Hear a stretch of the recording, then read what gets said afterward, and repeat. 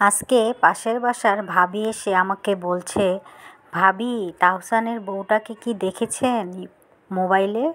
YouTube Facebook খুললেই তাহসানের বউয়ের এইটা, তাহসানের বউয়ের ওইটা। আপনি কি দেখেছেন বউটাকে? তাহসানের অর্ধেক বয়সের হবে হয়তো, আর মিথিলা তো বাপের বয়সের বেটাকে বিয়ে করছে। তারপর আমি বললাম, ভাবি এইসব কথা কেন বলছেন? ওরা যাকে ভালো লাগছে তাকে বিয়ে করেছে, এটা নিয়ে আমাদের এত কথা বলার কি দরকার, তাই না? আল্লাহ যাকে যার সাথে জুড়ি লেগছে তারই তো বিয়ে হবে। আমরা যত কথাই বলি না কেন, অর্ধেক বয়সী মেয়ে, হাঁটুর বয়সী মেয়ে বুড়া বেটার সাথে বিয়ে করেছে, কেন আমরা এগুলা নিয়ে গসিপ করব?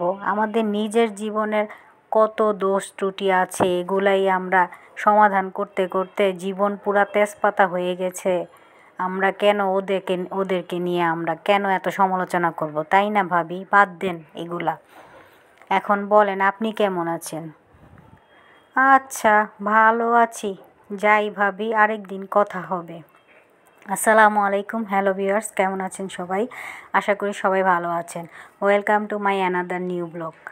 তো আজকে ওই ভাবির সাথে কথা বলতে বলতে আমার মেজাজটাই পুরো খারাপ হয়ে গেল। কেন আমরা ওদেরকে নিয়ে কথা বলবো, তাই না? নিজের জীবনের যত সমস্যা আছে ওইটা আমরা সমাধান করতে করতে আমাদের জীবন পুরা তেজপাতা। আমরা মানুষের কথা নিয়ে এত বেশি সমালোচনা করি, আসলে এটা তো ঠিক না, তাই না?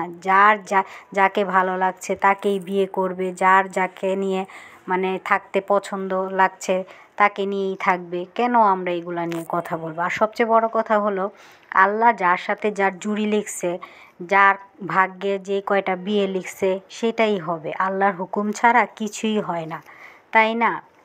তো আমরা কেনই বা ওদেরকে নিয়ে এত সমালোচনা করি? আসলে এগুলো আসলে ঠিক না, তাই না? যার যেটা ভালো লাগে সেটাই করা উচিত আমার মতে। এগুলা নিয়ে আমরা কেন কথা বলবো? তো আপনাদের সাথে কথা বলতে বলতে দেখেন আমার দুপুরে রান্নাবান্নাও প্রায় শেষ হয়ে গেল। আমি মিষ্টি কুমড়া আজকে ভাজি করেছিলাম, আর সিম আলু টমেটো দিয়ে একটু সরপুঁটি মাছ রান্না করছি ঝোল করে, হালকা ঝোল এই দিয়ে দিলাম। দিয়ে এখন আমি ধনেপাতা কাঁচামরিচ দিয়ে নামিয়ে ফেলবো। আর ওই যে মাছটা ভেজে রেখেছিলাম, মাছটা দিয়ে দিলাম। দিয়ে আর একটু আমি ঝোলটা শুকাবো, আর মাছটাও যাতে মশলা টশলা লবণ টবণ সব যায় এর জন্য একটু ঢেকে দিব। দিয়ে তারপর তরকারিটা আমি নামিয়ে ফেলবো। দেখুন কত সুন্দর হয়েছে আমার তরকারিটাই। তো আজকে এই পর্যন্তই। আমার ভিডিওটি যদি ভালো লাগে লাইক কমেন্ট শেয়ার দিয়ে আমার পাশে থাকবেন। আল্লাহ হাফেজ।